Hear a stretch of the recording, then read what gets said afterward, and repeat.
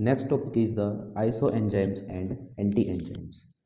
Iso enzymes ऐसे enzymes होते हैं जिनका स्ट्रक्चर्स तो अलग होता है, लेकिन वो सारे एंजाइम कोई एक ही बायोलॉजिकल फंक्शन करते हैं लिविंग ऑर्गेनिजम्स की बॉडी में।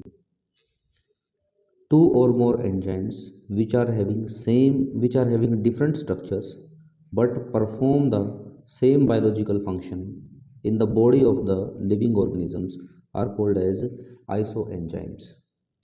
जो आइसो एंजाइम्स होते हैं, जितने भी आइसो एंजाइम्स होंगे वो एक ही एंजाइम से बनते हैं, एक ही एंजाइम से प्रोड्यूस किए जा सकते हैं। सो मैं कह सकता हूँ आइसो एंजाइम्स जो हैं एक ही एंजाइम्स के डिफरेंट वेरिएंट्स हैं। So isoenzymes are the variants of variant of the same enzymes, variant of the same enzyme। Enzyme iso enzymes की खास बात एक और ये है कि ये आइसो एंजाइम्स जो हैं एक ही ऑर्गेनिज्म की बॉडी के डिफरेंट ऑर्गन्स में मिलते हैं, जैसे लीवर में, ब्रेन में, हार्ट में, इस तरह से। एग्जाम्पल के तौर पर अगर हम देखें तो सबसे पहला है lactate dehydrogenase enzyme. First example is the lactate dehydrogenase enzyme. This enzyme break the lactic acid into pyruvic acid, lactic acid into pyruvic acid. This lactate dehydrogenase enzymes having many isoenzymes. The isoenzymes of this lactate dehydrogenase are number 1, that is LD1, number 2 LD2, number 3 is LD3, number 4 is LD4, and finally that is LD5. The LD1 enzyme is present in the heart. In heart, this enzyme helps in the breakdown of the lactic acid into pyruvic acid. And LD2 enzyme is present in the RBC cell. The function of this enzyme is same, that in RBC cell it helps in the breakdown of the lactic acid into pyruvic acid. And LD3 is present in the brain cell, so it performs the breakdown of the lactic acid into pyruvic acid in the brain cell. The LD4 is present in the liver cell, and finally the lactate dehydrogenase enzyme, that is LD5, present in the skeletal muscles। Skeletals muscles वो होती हैं जो bones के साथ attach होती हैं, attached with bones. तो perform all these isoenzymes are a part of the lactate dehydrogenase, and all these enzymes perform the same biological function, that is convert lactic acid into pyruvic acid, and these are present in the different body parts, that is heart, blood, brain, liver, and bone muscles. The second example is the enzyme creatine kinase. The creatine kinase enzymes produce the ATP molecules by it produce the ATP molecules. ATP molecule means the energy molecules by by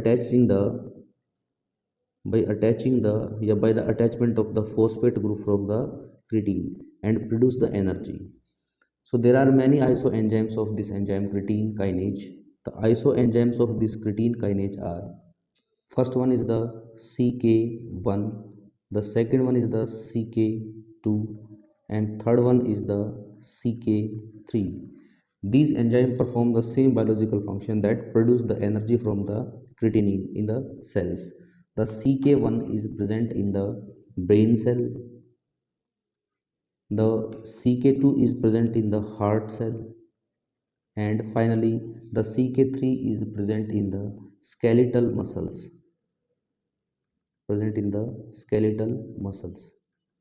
So all these CK1, CK2, and CK3 isoenzymes having different structure but perform the same biological function, that is production of energy from creatinine molecule.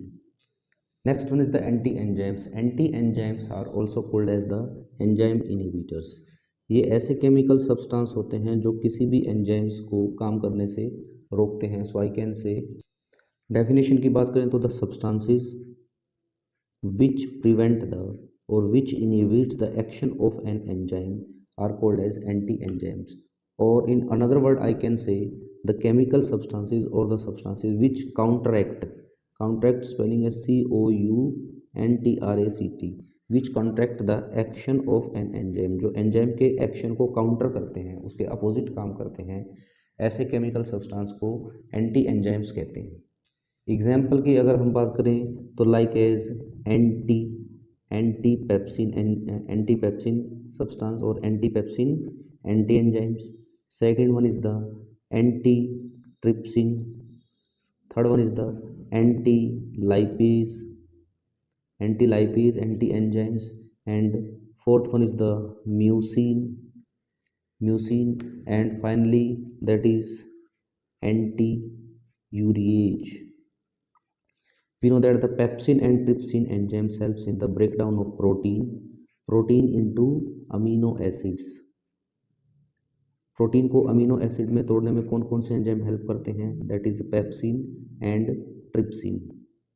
सो ऐसे chemical substance जो pepsin और trypsin को काम ना करने दें, that is protein को amino acid में ना तोड़ने दें, उनको एंटी पेप्सिन और एंटी ट्रिप्सिन एंजाइम कहेंगे।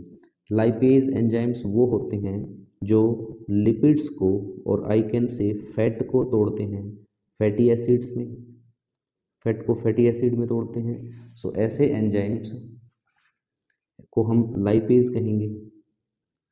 तो ऐसे केमिकल सब्सटेंस जो लाइपेज एंजाइम्स को उसका काम ना करने दें, दैट इज लिपिड और फैट के ब्रेकडाउन को रोकें, उनको हम एंटी लाइपेज एंजाइम कहेंगे।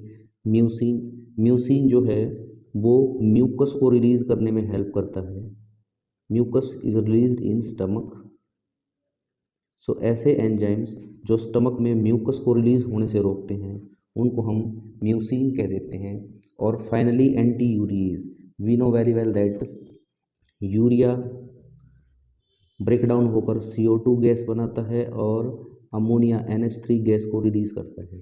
सो breakdown of urea into CO2 and NH3, this reaction is catalysed by enzyme urease. So ऐसे एंजाइम जो यूरिया को उसका काम ना करने दें, यूरिया के काम में काउंटरैक्ट करते हैं, यूरिया के काम को इनहिबिट्स करते हैं, ऐसे एंजाइम्स को हम एंटी यूरिएज एंजाइम कहेंगे।